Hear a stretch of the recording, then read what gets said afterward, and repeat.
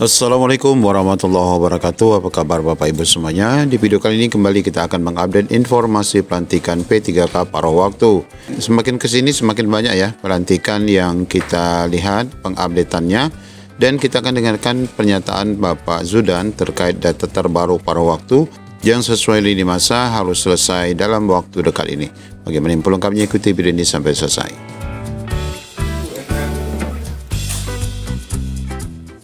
Ya, lagi-lagi kita mendapatkan informasi undangan pelantikan khususnya untuk P3K dan P3K paruh waktu. Di sini kita mendapati ada dua undangan yang akan kita bacakan. Mungkin rekan-rekan sudah mengetahui atau belum, kita akan sajikan informasinya. Dan setelah sebelumnya kita ketahui Kota Balikpapan, kemudian di daerah Pasir, kemudian di Provinsi Riau yang pelantikannya sudah pun dilaksanakan pada hari Senin kemarin. Dan beberapa daerah yang sudah kita posting untuk tanggal 1 Oktober, ada 4 daerah di Bekasi, kemudian di Pali, kemudian di Kepulauan Riau, dan juga di Konawe. Nah, di sini kita dapati informasi pelantikan juga baru yang didapatkan dari daerah ini, di mana undangan ini ditujukan kepada penerima SKP 3K menindaklanjuti surat kami nomor 800 sekian tanggal 24 September, undangan penyerahan keputusan Bupati Bungo ya untuk pengangkatan P3K tahun 2024 ini untuk tahap 2 ya. Nanti kita lihat informasi untuk para waktunya. Di mana rekan-rekan di Bungo, Kabupaten Bungo ini menggunakan batik korpri ya, laki-laki dan perempuannya, pin korpri standar ASN, label papan nama, sepatu pantopel, kemudian membawa map sebanyak 2 buah untuk kepentingan penyerahan SK, di mana rekan-rekan ini menerima SK pada hari ini ya, Selasa 30 September 2025 pukul 7 pagi tadi ya, di kantor Bupati Bungo. Bungo ini di mana Bapak Ibu? Silakan tulis di kolom komentar ya. Nah, ini untuk penyerahan SK di pagi ini Selasa ya, tanggal 30 September 2025. Kemudian untuk undangan kedua ini adalah undangan untuk juga penyerahan SK CPNS dan P3K tahap 2. Dan di sini juga disebutkan untuk P3K paruh waktu ya, untuk paruh waktu juga ya.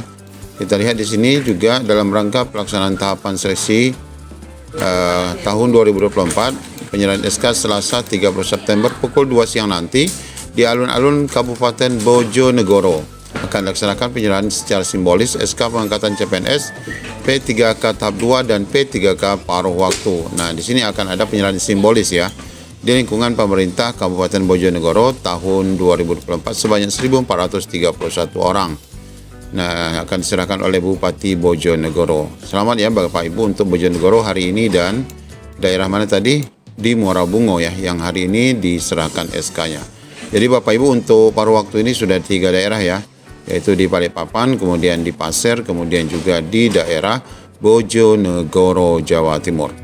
Bapak Ibu, berikut kita akan dengarkan paparan dari Bapak Zudan. Ini informasi paparan terakhir yang disampaikan oleh beliau yang perlu Bapak Ibu ketahui selaku P3K paruh waktu dan P3K secara umum. P3K paruh waktu adalah mereka yang tidak lolos CASN di tahun 2024, termasuk mereka yang tidak mendapatkan formasi ya Prof? Jadi tidak begitu skemanya. Bagaimana? Ini kan ada kelompok R1, R2, R3, R4, R5 ya. Ini diselesaikan dulu.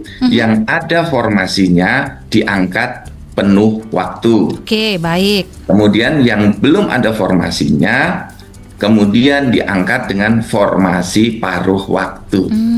Nah, ini paruh waktu juga nanti diberikan nomor induk pegawai oleh BKN. Tetap sama dapat NIP ya Prof ya? Iya, Oke. dapat nomor induk pegawai karena masuk kategori sebagai ASN.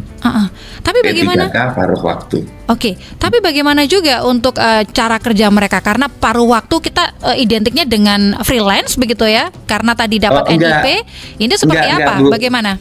Jadi Mbak Sari, yang dimaksud paruh waktu itu bukan freelance, ya. Tetap ya. Jadi bekerjanya itu sesuai peraturan dari Bu Menpan ya. Surat-surat edarannya, regulasi di bidang kepegawaian, itu gajinya sesuai dengan gaji yang diterima saat ini. Oh, baik. Gitu. Atau disesuaikan dengan upah minimum regional, sesuai kemampuan keuangan masing-masing daerahnya. Itu Mbak Sari. Baik. Ini yang banyak ditanyakan. Saya sudah diberondong begitu banyak pertanyaan, Prof, termasuk tadi. Wah, ini kayak freelance dong ya, gajinya berapa, jam kerjanya berapa gitu. Ini artinya tetap bisa bekerja sesuai dengan sebelum ketika diangkat sebagai P3K paruh waktu ya. Katakanlah kalau 8 jam ya mereka harus memenuhi 8 jam itu ya, Prof ya. Ya, yang namanya P3K itu kan unsur besarnya 2. Satu ada perjanjian kerjanya. Betul. Ya, jadi diatur tuh jam berapa harus masuk kantor, misalnya jam 8 sampai jam setengah 5 sore misalnya. Atau yang bekerja di pos tertentu di rumah sakit, dia diatur shift-shiftnya. Tergantung nanti dibunyikan di perjanjian kerjanya, Mbak Sari. Oh, baik. Sesuai dengan kebutuhan instansi masing-masing artinya, Prof. Betul. Oh, baik. Kemudian diatur juga jangka waktunya.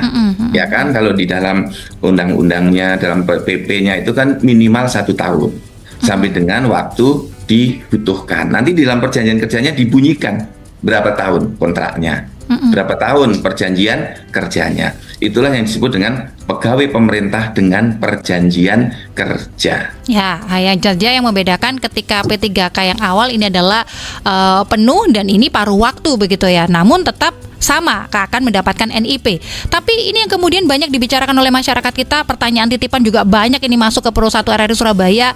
Banyak yang menyebut bahwa kebijakan ini sekedar tambal sulam karena hanya paruh waktu. Bagaimana BKN menjamin bahwa skema ini tetap memberikan kepastian bagi tenaga honor kita dan juga para pencari kerja, Prof?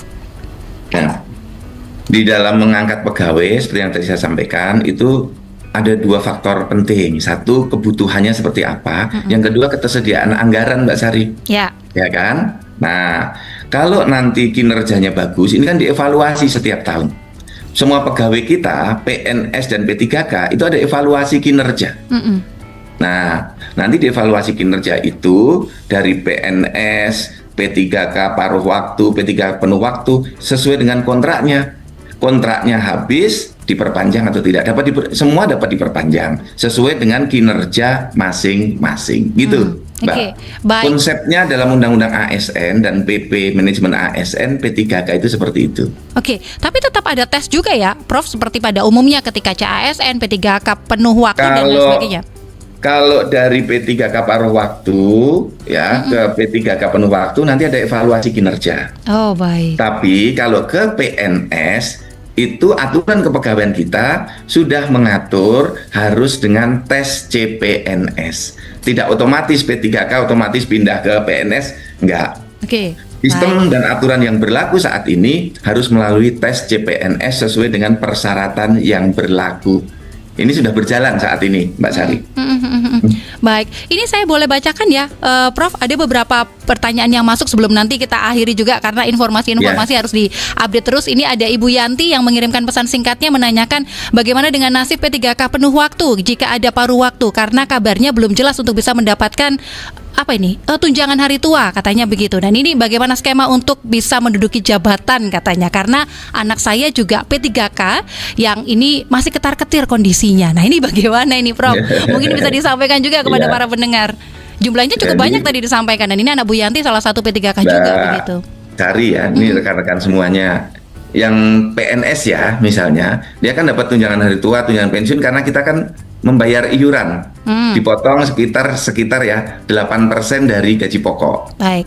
Ya. Nah, ini skema ini bisa dipakai gitu ya. Jadi tidak kemudian nggak bayar apa-apa, nggak mengiur gitu, tiba-tiba nanti dapat tunjangan hari tua, enggak. Saya kan 25 tahun ini membayar iuran 8% dari gaji pokok untuk nanti tunjangan hari tua saya, pensiun saya gitu. Nah, untuk duduk dalam jabatan tentu harus memenuhi persyaratan-persyaratan dan kriteria-kriteria tertentu. Nah, sekarang sedang diselesaikan di dalam RPP Manajemen ASN gitu. Oke, baik. Gitu. Ini satu lagi ya, Prof. Ada Ibu Ida yang menanyakan juga ini. Mohon dong, Prof, ada kejelasan bagi P3K penuh waktu karena sehingga tidak tumpang tindih dengan yang paruh waktu karena mayoritas mereka adalah masa jabatannya lebih dari 10 tahun ke atas. Kalau beralih ke CPNS agak susah karena waktu dan usia. Sehingga harus ada kejelasan sehingga tenang dalam bekerja karena kan kontrak ya, Prof. Bagaimana ini, Prof? Sebenarnya semuanya basisnya kontrak, Mbak Sari. Sama. Semua basisnya kontrak. Sebenarnya sebutannya pegawai pemerintah dengan perjanjian kerja. Di perjanjian kerja itu disebut berapa lama dipekerjakan, Mm-mm. dimasukkan ke dalam sistem ASN, ada 5 tahun kah, ada 3 tahun, minimal 1 tahun, dan dapat diperpanjang sesuai kebutuhan organisasi, Oke. kebutuhan instansi, dan sesuai dengan kinerjanya. Mhm. Gitu. Baik. Bisa dilakukan perpanjangan, tapi tentu ini kita semua harus rajin ya, harus berkinerja tinggi ya. Nah, Karena itu negara dia. sangat membutuhkan kinerja kita semua, yang PNS, yang P3K, semua harus berkinerja tinggi karena semua Oke. dievaluasi.